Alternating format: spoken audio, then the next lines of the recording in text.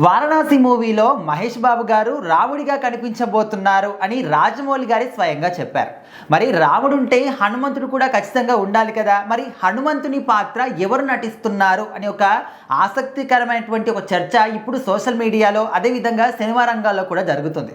So ఒకవైపు ఏమో సినిమాని ఆపేయాలి అని చెప్పేసి ఇంకొక వైపు ఈ విధంగా చర్చలు జరుగుతూ ఉన్నాయి. మరి హనుమంతుడి పాత్ర ఎవరు వేస్తున్నారని టాక్ వినిపిస్తుంది. సో ఖచ్చితంగా రాజమౌళి గారి సినిమాలో ఛాన్స్ వస్తుందంటే చెయ్యాలి అని చెప్పి ప్రతి ఒక్కళ్ళు అనుకుంటారు అనమాట. ఎందుకంటే ఆ పాత్ర చేస్తే దాన్ని స్కేల్ ఎలా ఉంటుందంటే దేశవ్యాప్తంగా కాదు ప్రపంచవ్యాప్తంగా చూస్తారు. సో ఒక యాక్టర్కి మంచి అంటే మన ఇండియాలో ఉండే యాక్టర్స్కి రాజమౌళి గారి సినిమా ఒక వరం అనమాట. సో అది మన దేశం దాటి బయట ఇప్పుడు మన బాహుబలి కానీ RRR కానీ చూసుకుంటే మొత్తం ప్రపంచవ్యాప్తంగా ఇంగ్లీష్ ఆడియన్స్ కూడా రీచ్ అయిందనమాట.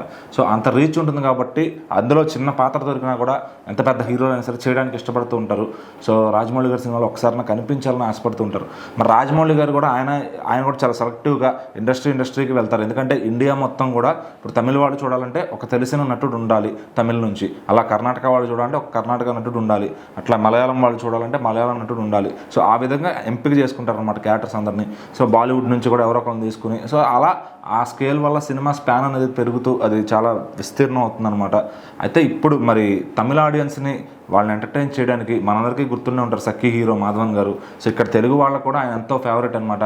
సో అప్పట్లో అసలు అమ్మాయిలందరూ ఆయనకి ఒక ఫ్యాన్స్ అయిపోయారు. అంటే మహేష్ బాబు గారి రేంజ్ ఎట్లా ఉంది ఆయన హీరో అయిన తర్వాత చూసుకుంటే. సో అప్పట్లో మాధవన్ గారి సినిమాలు లవ్ స్టోరీస్ వస్తున్నాయంటే అంత క్రేజీ పిచ్ అయిపోయాడు అనమాట. ఇక సఖీ సినిమాకి అయితే మన తెలుగు ఆడియన్స్ కూడా విపరీతంగా ఫ్యాన్స్ ఉన్నారు. ఆ సాంగ్స్ ఇప్పటికీ మన చాలామంది ప్లేలిస్ట్లో ఉంటాయంటే మామూలు విషయం కాదు. సో మరి ఆయన అయితే చక్కగా సరిపోతాడు. ఆయన సెకండ్ ఇన్నింగ్స్ కూడా ఆయన చేసే విధానం, ఆయన చాలా సెలెక్టివ్గా సినిమాలు చేస్తున్నారు అనమాట. సో గురు అనే వెంకటేష్ గారు చేసిన సినిమా నా ఫస్ట్ ఆయనే చేశారు, తర్వాత రాకెట్రీ అనే సినిమా చేశారు. అట్లా ఒక మంచి టేస్ట్ ఉన్న సినిమాలు చేస్తూ వెళ్తున్నారు. అలాంటి మాధవన్ గారికి రాజమౌళి గారు హనుమంతుడు క్యారెక్టర్ ఇవ్వబోతున్నారని తెలుస్తుంది. ఆయన అయితే చక్కగా సరిపోతాడు. సో ఆ పాత్రకి, ఆ హైట్కి, ఆ వెయిట్కి, ఆయన కలర్కి సో ఆయనకైతే కరెక్ట్గా ఉంటుందని చెప్పి ఆయన భావించారంట. సో ఆల్రెడీ మాధవన్ గారికి కూడా కథ చెప్పారు, ఒప్పుకున్నారని చెప్పి తెలుస్తుంది. సో మరి ఇంత ఆల్రెడీ అటు మలయాళం నుంచి పృథ్వీరాజ్ కుమార్ గారు, ఇక్కడ మహేష్ బాబు గారు, ప్రియాంక చోప్రా గారు, ఇంత భారీ స్టార్ క్యాస్ట్ మధ్యలోకి మళ్ళీ మాధవన్ గారు కూడా వచ్చారంటే ఇంకాస్త స్టార్ క్యాస్ట్ అవుతుంది ఖచ్చితంగా. సో తమిళ ఆడియన్స్ కూడా మరి ఆయన చూసి మాధవన్ గారిని చూసి వెళ్తానికి ఇంట్రెస్ట్ చూపిస్తారు. సో ఎటు చూసినా కూడా అసలు ఇండియా దాటి వారణాసి ఇంకెక్కడి దాకా వెళ్తుంది, ఏ స్పాన్లో ఉండబోతుందని ఇప్పటి నుంచే ఫ్యాన్స్ మధ్య అలాగే ఆడియన్స్కి చాలా అంటే అంచనాలు పెరిగిపోతున్నాయి.